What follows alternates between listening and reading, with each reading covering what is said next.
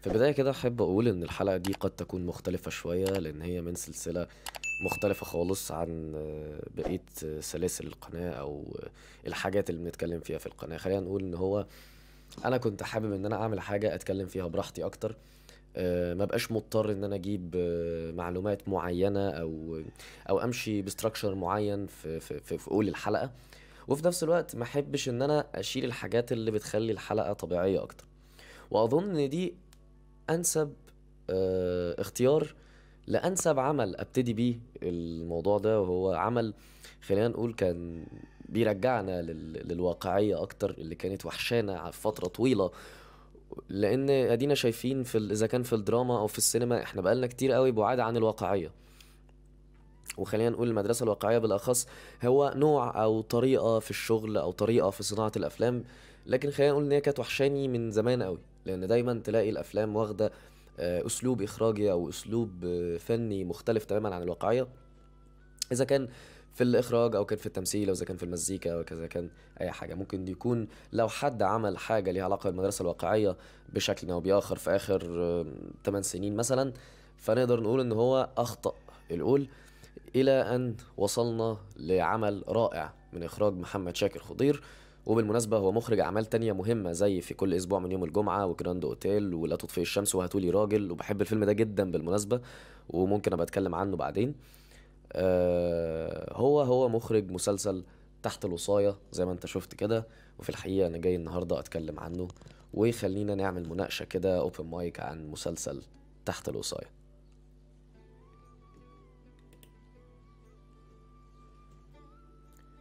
مسلسل تحت الوصاية كان نزل في رمضان اللي فات وأنا كنت متابعه بالمناسبة، ولكن ليه ما عملتش عنه حلقة؟ لأن في الحقيقة كنت حاسس إن المسلسل ده محتاج أكتر من مجرد حلقة، لأن المسلسل كنت هحس إن أنا هظلمه لو اتكلمت عن أجزائه الرائعة، إذا كانت بقى من تمثيل لإخراج لكتابة لمزيكا.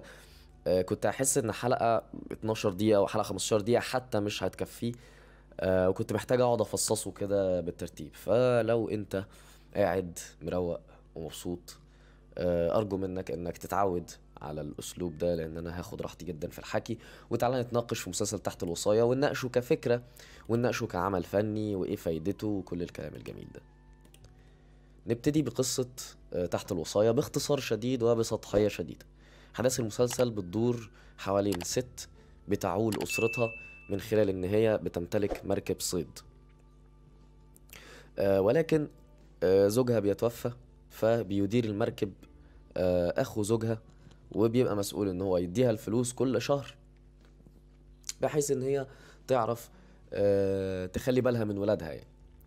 فاللي بيحصل ان هي بتاخد قرار مرة واحدة ان هي هتقرر ان هي تبقى مسؤولة عن الطفلين وكمان مسؤولة عن المركب. وبنشوف مواجهتها لكل المشاكل اللي ممكن تواجهها في المجتمع الجديد اللي هي رايحاه، في البيئة الجديدة اللي هي رايحاها، في ستايل لايف الجديد اللي هي هتواجهه في خلال المسلسل. فأول حاجة نقدر نتكلم عنها مميزة في الفيلم وهو وجود مشكلة فعلا كبيرة. هي عندها مشكلة مع القانون، مشكلة مع عيلة جوزها، مشكلة مع المجتمع، ده غير مشكلتها مع ولادها أصلا. فخلينا نقول إن أنت عندك كم مشاكل في المسلسل محتاج تعالجها، تقدر تمد المسلسل ده يعني بشكل كبير جدا. ولكن ده ما حصلش. حصل الحاجة اللي أنا بعشقها والحقيقة أنا بحب المسلسلات القصيرة بسبب كده، أو بحب الأفلام حتى بسبب كده، إن أنا بحب إنك تناقش أكبر قدر من الأفكار فقل عدد ممكن، ما تضيعش وقتي على الفاضي. أنا دايما كنت بقول الموضوع ده، بحب دايما المسلسلات أو الأعمال الذكية. لو فعلا فكرتك تستحق انك تناقشها في 6 ساعات ناقشها في 6 ساعات، اعمل فيلم 6 ساعات.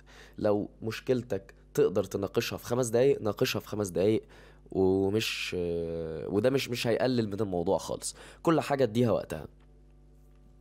فالمسلسل اتعمل على 15 حلقة، وفي الحقيقة أنا شايف إن ال 15 حلقة كل حلقة منهم دسمة بشكل رهيب، مليانة مشاعر مختلفة جدا جدا جدا عن بعضها، مليانة بأحداث وتفاصيل تخليك تتفاعل وتفهم العالم بتاعهم ماشي ازاي. بالمناسبة المسلسل تأليف خالد دياب وشيرين دياب، واللي هم اخوات محمد دياب، وهم اصلا كانوا ألفوا اعمال تانية عظيمة كتير قبل كده. فهم اصلا الناس صناع العمل اسمائهم تشجع على انك تتفرج على المسلسل. كل ده انا بكلمك على كرو الاخراج، لسه ما كلمتكش عن كرو التمثيل اللي كان في بعض منهم صادم، وكان في بعض منهم انكست بشكل يعني يخليك تخاف اصلا من الاختيار. كان في بعض الناس زي احمد عبد الحميد، واللي كان عامل دور شنهابي البحارة. بالمناسبة انا كنت مصدوم بيه جدا، لاني ما كنتش متوقع ان هو من انواع الممثلين اللي تحسه مش ممثل. تحس ان هو بياخد الدور ده بتاعه، الدور ده هو اتخلق عشانه. تحس ان هو في الحقيقة بيتكلم كده، في الحقيقة بيتعامل كده. ده واحد منهم يعني. آه، مها نصار انا الحقيقة ما كنتش اعرفها اصلا. واللي كانت عاملة دور اختها بالمناسبة. كنت مصدوم بمساحة الدور وقدرتها وسيطرتها على الدور. في ناس كتير بقى كان لايق عليهم الادوار، زي احمد خالد صالح، زي نهى عابدين، زي رشدي الشامي اللي هو كان الرئيس ربيع. كل الناس دي كانت اصلا انكاست بشكل مبالغ فيه. ولكن يعني اسمحوا لي، بما اننا اتكلمنا عن الممثلين، هتكلم عن ممثل انا بحبه من زمان، وانا فان ليه اصلا من زمان.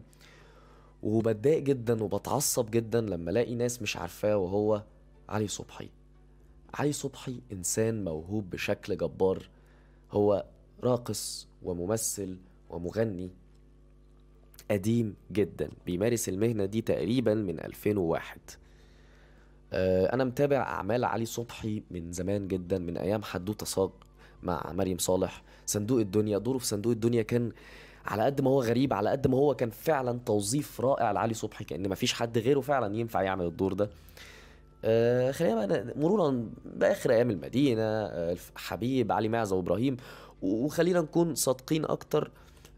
علي صبحي أفلامه القصيرة أكتر، يعني فكرة ظهوره في الأفلام القصيرة وأدواره في الأفلام القصيرة أكتر بكتير. يمكن مؤخرا ابتدى يطلع للنور ويشارك في أعمال، لما طلع في مسلسل المشوار، لما طلع في فيلم صندوق الدنيا، لما عمل علي معزة وإبراهيم. وبالنسبة لي علي معزة وإبراهيم يعني كان من ضمن الأفلام برضو اللي حابب إن أتكلم عنها في التشانل، وهيجي وقت وأتكلم عنها في التشانل بالفعل. ولكن علي صبحي فعلا كنت من الممثلين اللي أنا محتاج أعمل عنهم حلقة منفردة. وعايز اقول ان دوره في تحت الوصاية كان غريب غريب غريب. انا دايما بقول الممثل، يعني دي حاجة كده بيني وبين نفسي، انا بحب دايما الممثل اللي ما يحسسنيش ان في اي حاجة غلط. مفيش اي حاجة غلط. مش ده علي صبحي. ويمكن كمان بالاخص ان اصلا علي صبحي ظهوره قليل، فده اصلا مخليني ما بين كل فترة والتانية لما بشوفه على الشاشة بقول اللي هو صح، ده علي صبحي اللي عمل مسلسل كذا، اللي عمل فيلم كذا. فبفتكر، فببسط جدا من كتر ما هو شكله متغير، طريقة كلامه متغيرة، أداؤه متغير، إنسان تاني خالص غير الإنسان اللي أنا أعرفه. يعني أنا كنت عايز أنتهز الفرصة الصراحة عشان أشيد بأداء رائع زي أداء علي صبحي. خلينا ما نتوهش كتير عن موضوعنا ونخش في مسلسل تحت الوصاية، ونتكلم أكتر عن الفكرة. خلينا نتكلم عن حاجة حصلت بالفعل في أثناء رمضان لما كان المسلسل بيتعرض، وفي الحقيقة أنا كنت مستغربها جدا. وهي آه، ما نقدرش ننكر إن كان في قدر كبير جدا من الإحباط والشعور الجماهيري بإن في نكد مبالغ فيه في المسلسل. الناس كانت دايما بتقعد تقول الموضوع ده اللي هو بس عايز أقول لك المسلسل فيه نكد كتير جدا، فيه نكد كتير جدا. كنت بستغرب وبقول اللي هو واو. واو، امال انت متوقع قصة زي دي تتعرض ازاي؟ بجد قول لي، انت متوقع قصة زي دي تتعرض ازاي؟ كم المشاكل في المسلسل دي؟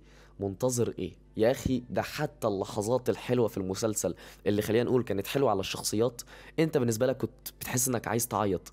في كل مرة هم كانوا بيغنوا وبيرقصوا وبيتبسطوا ببعض اللحظات الأسرية اللي في عز الضيقة والخنقة، انت كنت بتبقى متأثر جدا. بسبب ايه؟ بسبب ان انت فاهم وواصل لك كويس قوي المشاكل اللي كانت في المسلسل.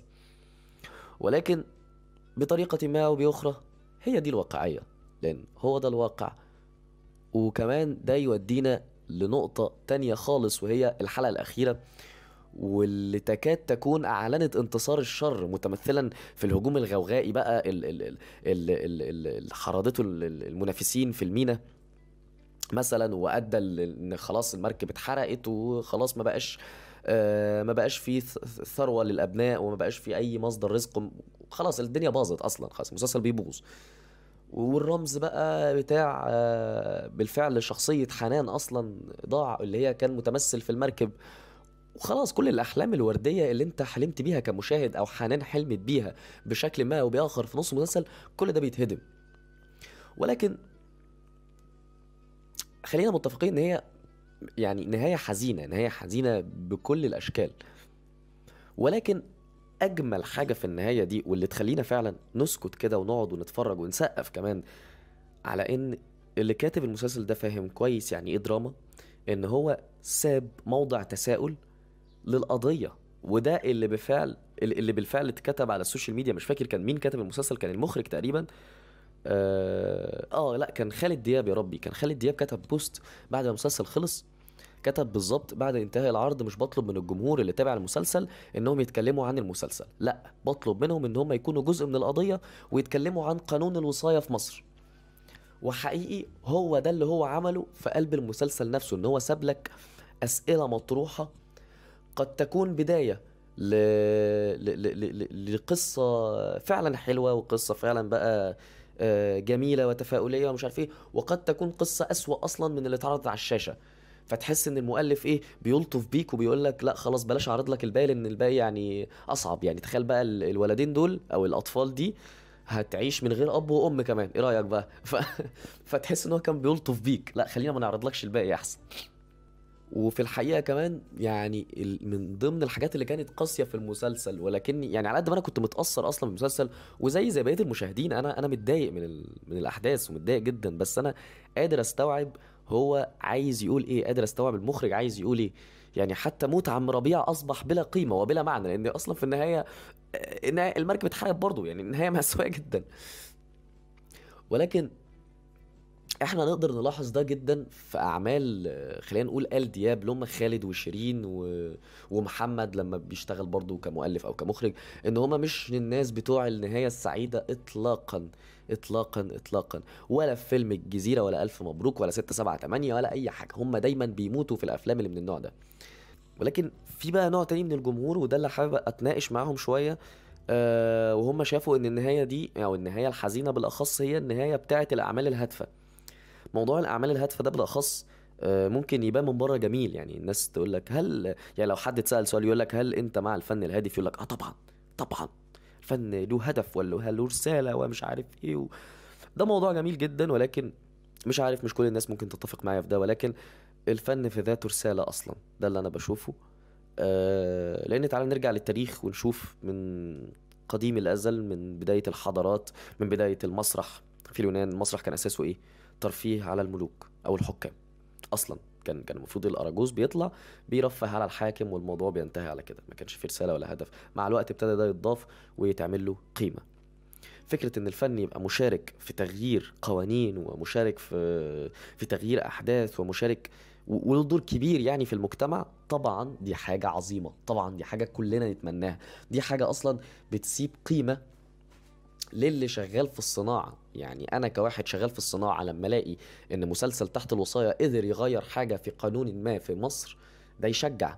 زي مثلا فيلم أريد حلا، زي اللص والكلاب، زي يعني كلنا عارفين الأفلام المصرية اللي غيرت في القوانين المصرية. ولكن خلينا نقول، هل ده المغزى الرئيسي؟ هل لازم كل الأفلام تعمل كده؟ لا، كل الأفلام تقدر تغير، مش هقول لازم، تقدر تغير في المجتمع، تقدر تغير في القوانين، تقدر تغير في اي حاجة انت مش هتتخيلها. الفن يقدر يتدخل، يعني مش عايز اقول لك في علاقتك الحميمية، واظن ده موجود على هيئة افلام البورن يعني. فبتكلم جد. تخيل الافلام متدخلة لحد فين. تخيل ان مجرد فيلم بيتصور يقدر يغير من نوعية علاقتك الحميمية او طبيعتها، يوصل لك حاجة ما، معلومة ما، شكل ما، لوحة معينة. فشوف احنا من فين واصلين، من اعمق حاجه ازاي، واكتر حاجه خصوصيه ازاي، لحد اكبر حاجه وهي القوانين في الدول. فهل ده هدف الفن الرئيسي؟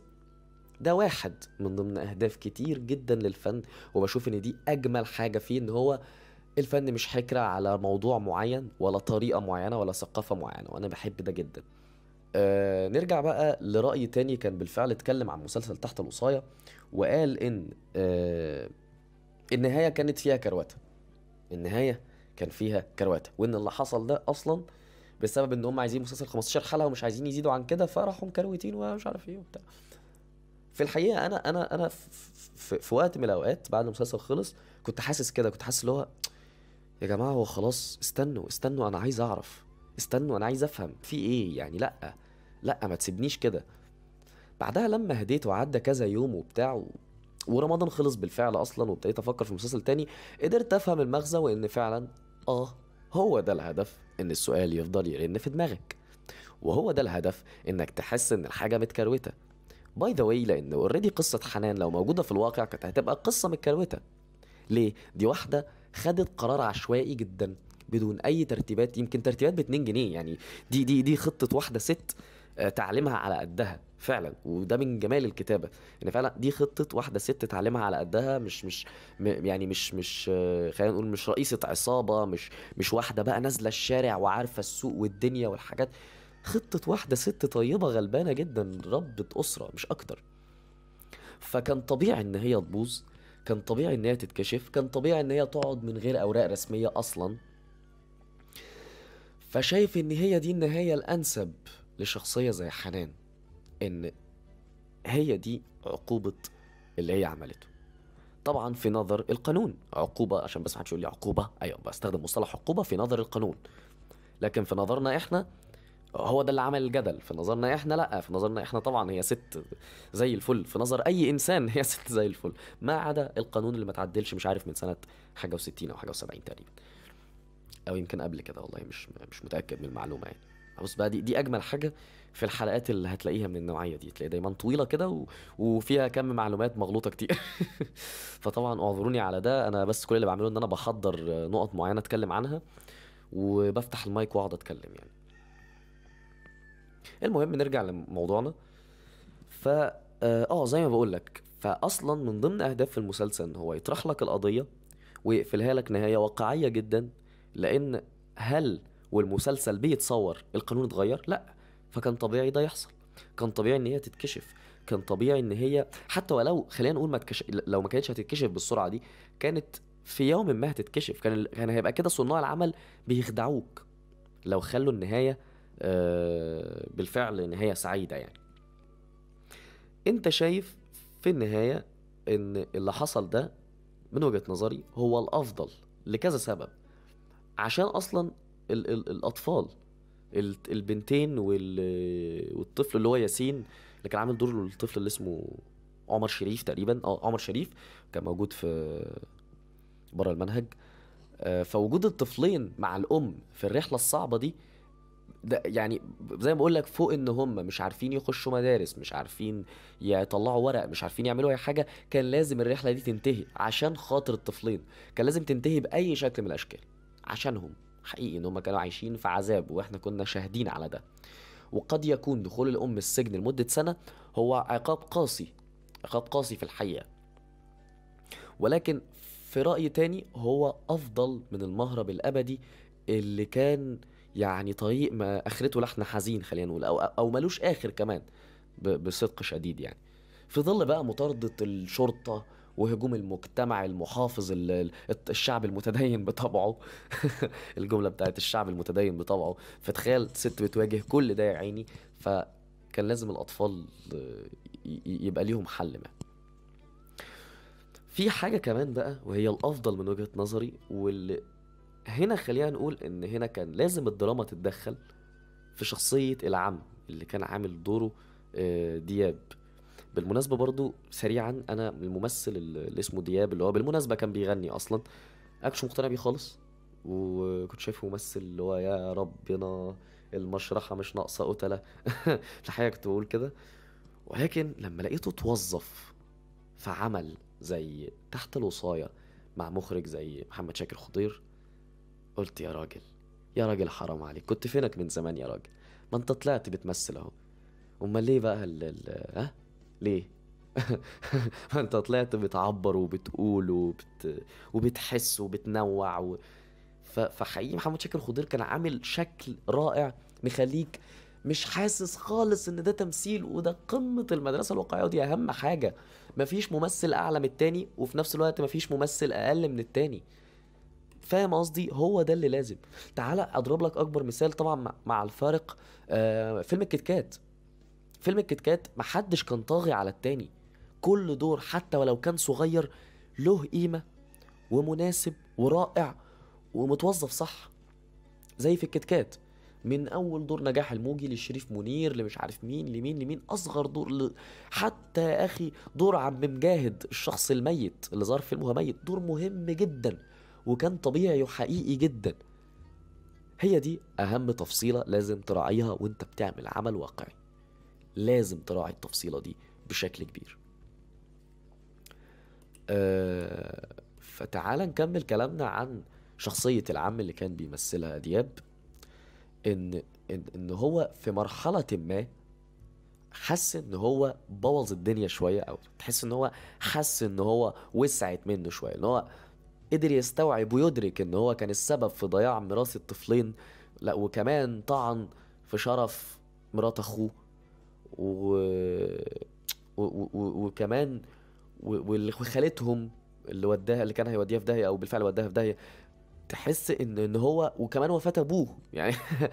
هو خرب الدنيا. هو تحس ان هو شعر كده في النهاية ان هو ايه ده، انا اتفالينت زيادة عن اللزوم، انا كنتش عايز كل ده الصراحة يحصل يعني.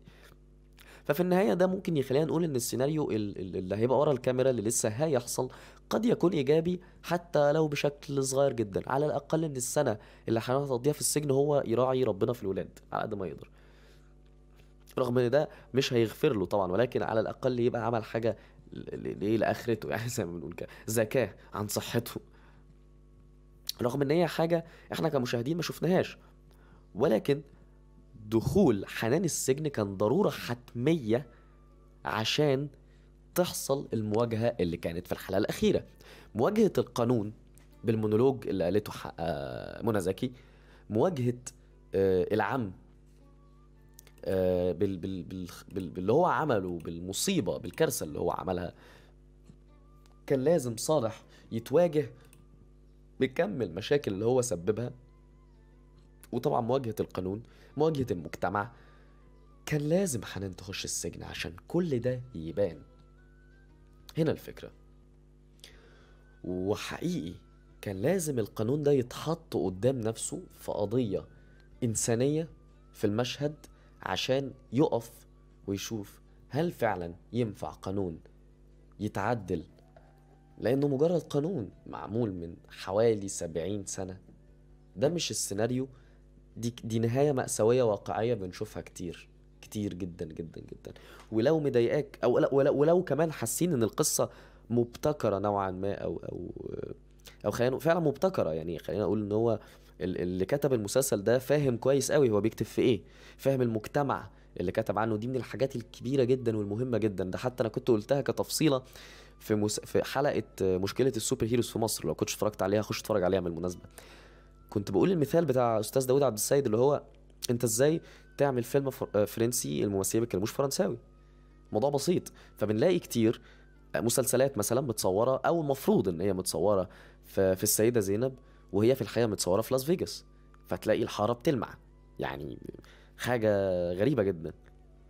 فلازم جدا تبقى فاهم انت بتتكلم عن مين. انت هتصور في دمياط، او المفروض انك بتصور في دمياط، افهم الضمايطه بيتكلموا ازاي وبيعملوا ازاي. هتتكلم عن بورسعيد، افهم بورسعيد بتتكلم ازاي وبتتعامل ازاي.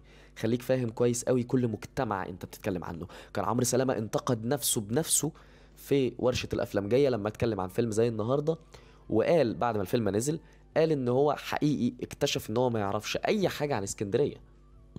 حقيقي كان بيتكلم عن اسكندريه او اللوكيشن في اسكندريه، هو ما يعرفش اي حاجه عن اسكندريه وهو اعترف بده.